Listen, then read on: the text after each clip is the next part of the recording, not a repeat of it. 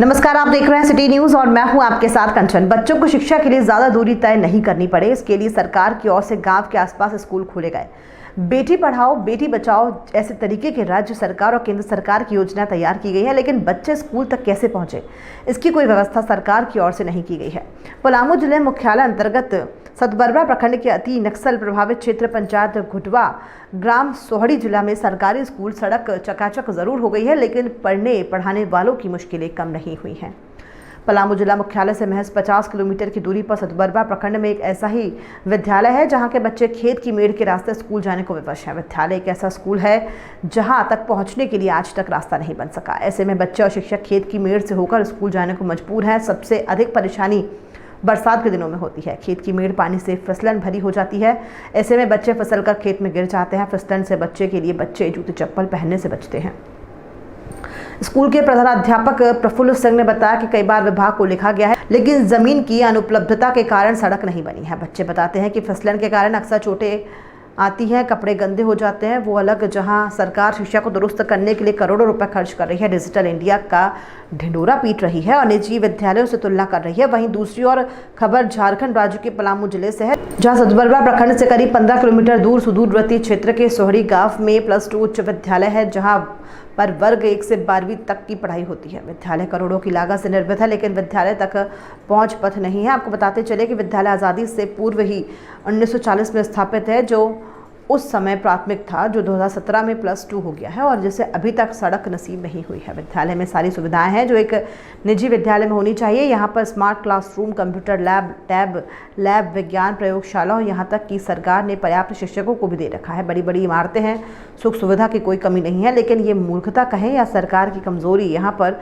गाँव की मुख्य सड़क से विद्यालय तक पहुँचने का कोई रास्ता नहीं है। देख सकते हैं कि अगर इस इलाके में इतनी घनघोर जंगल के बीच में इतने नक्सलवाद क्षेत्र में जब एक ऐसा स्कूल भी है, तो मैं ये भी आपको बताना चाहूँगा कि यही सतबरवा प्रखंड से ही अच्छे कार्य करने के लिए या फिर अच्छे शिक्षा देने के लिए यहाँ से ही एक टीचर को चुना गया है, जिनका नाम अर्पण गुप्ता है। मैं उनसे रूबरू कराऊँगा और बात भी कराऊँगा कि इतने एकदम ही क्या कहा नगन स्थान है, इतने अच्छे जगह पे आके उन्होंने क्या ऐसा किया कि उनको जिला लेवल से जिला से उनको एक अवार्ड प्रशस्ति पत्र मिला हुआ है। उनको अच्छे कार्य के लिए अच्छे शिक्षा। आइए मैं उनसे बात कराऊंगा। मैं उनसे जानना चाहूँ कि आखिर उनको ये जो इतनी बड़ी सूरी इलाके में हो करके और इतना बड़ा अवार्ड मिला, कैसा वो महसूस करते हैं।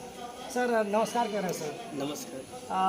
काफ़ी खुशी की बात है कि इतने सुदूर इलाके में आप आ करके बच्चों को पढ़ाते भी हैं और एक ऐसे जगहों से आपको यहाँ से चुना गया है सतबरवा प्रखंड से और आपको अवार्ड भी मिला है। और ऐसे बात करके ऐसे करके क्या मन में प्रतीत होती है, क्या ऐसा सोचते हैं या फिर क्या ऐसी आपकी भावनाएं हुई कि आप इस मुकाम तक पहुँचे हैं और आपको अवार्ड मिला, क्या इस पाकर कैसा लगा? मैंने कभी अवार्ड के व्यू से पढ़ाने का प्रयास नहीं किया, मैं बस अपना कार्य करता हूँ। और जहाँ तक अवार्ड की बात है तो अवार्ड या उपहार मुझे नहीं चाहिए, बस बच्चों के बीच मेरा पढ़ाई पहुँच जाए, वही मेरे लिए सबसे बड़ा अवार्ड है। और अगर शिक्षा विभाग मुझे उस लायक समझा तो शिक्षा विभाग का बहुत बहुत धन्यवाद। मैं उस लायक अपने आप को शायद समझता भी नहीं था, लेकिन किन्हीं कसौटियों पर अगर खरा उतरा होऊंगा, जिसके कारण मुझे विभाग ने ऐसा सम्मान दिया है, मैं इसे हृदय से स्वीकार करता हूं। और मैं बस अपने कार्य के प्रति समर्पण का भाव रखता हूं। नाम भी है अर्पण और काम भी है समर्पण, जैसा कि आपने उनके मुझसे ही सुना। और मैं बताना चाहूँ कि वो अवार्ड के लिए हसीत नहीं, लेकिन उनकी दिलो तमन्ना ये है कि यहाँ के स्कूल बच्चे को शिक्षा पर मेरा ज़्यादा फोकस है। आप देख सकते हैं यही सारे बच्चे हैं जो यहाँ पे आते भी हैं, वेल डेसअप में भी हैं। और ऐसा इतने सुदूर इलाके में देख पाना और ठिकाना काफ़ी अच्छा भी चीज़ भी है।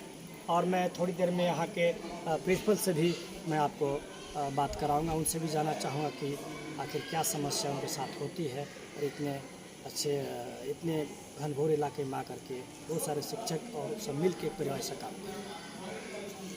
चल तुम हो जाओ। जय आप। तो जैसे कि मैंने आपको बताया था अभी कि मैं यहाँ के कुछ शिक्षकों से बताऊँगा जो रास्ता पगडंडी सहारे आते हैं। यहाँ पे एक टीचर है जो कि आप हैंडीकैप हैं, देख सकते हैं अपनी आंखों से। सर क्या परेशानी होती होगी यहाँ जब कितने दूर से आप आते हैं? हम तो सर डाल्टन से आते हैं यहाँ पढ़ाने के लिए, लेकिन वहाँ से आने में हमको सोहड़ी खास तक कोई दिक्कत ऐसा नहीं होता है, लेकिन सोहड़ी खास से स्कूल में आने के लिए हमें बहुत सारी कठिनाइयों का सामना करना पड़ता है। जैसे कि कल मैंने जब बारिश हो गई, इधर से जाते समय हमने 2-3 बार रास्ते में गिर गया, मेरा पूरा कपड़ा ख़राब हो गया था, गंदा हो गया। फिर मैंने चापाकल पे कपड़ा को धोया, उसके बाद जाके फिर सुखाया, उसके बाद मैं गया।